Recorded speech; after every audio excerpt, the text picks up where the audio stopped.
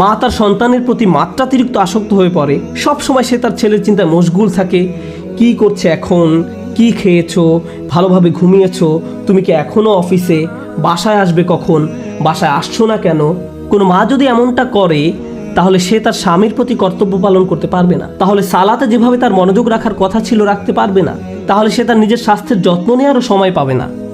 এক্ষেত্রেও আমরা একই পরিণতি দেখতে পাচ্ছি। আপনি যখন একদিকে মাত্রাতিরিক্ত মনোযোগ দিবেন তখন অন্য দিকগুলোর ভারসাম্য নষ্ট হবে, আর এই ভারসাম্য ঠিক রাখা সহজ ব্যাপার নয়। এজন্যই এই দোয়ার কথাগুলো আসলেই তাৎপর্যপূর্ণ। প্রথমে আমরা আল্লাহর কাছে আমাদের গুনাহ মাফের জন্য দোয়া করছি, রব্বানা গফির লানা যুনুবানা ওয়া ইসরাফানা ফি আমরিনা ওয়া সাব্বিত আকদামানা ওয়ানসুরনা আলাল কওমিল কাফিরিন।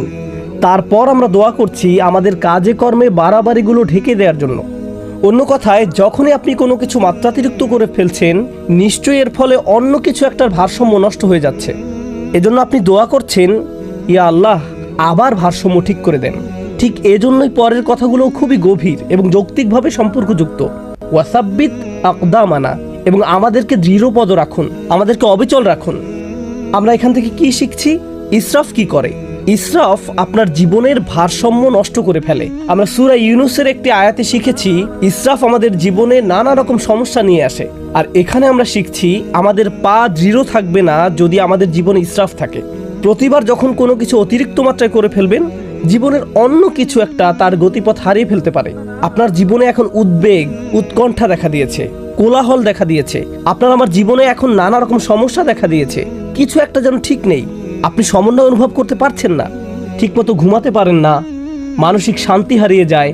আপনার চিন্তা ভাবনার দিকে নজর দিলেই বুঝতে পারবেন আপনি ইসরাফ করছেন কি না।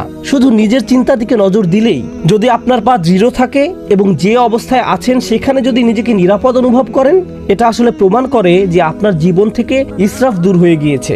আর এজন্যই রব্বানা গফির লানা যুনুবানা ওয়া ইসরাফানা ফি আমরিনা ওয়া সাব্বিত আকদামানা। সবশেষে যেহেতু আপনি আপনার জায়গায় অবিচল আছেন, ফলে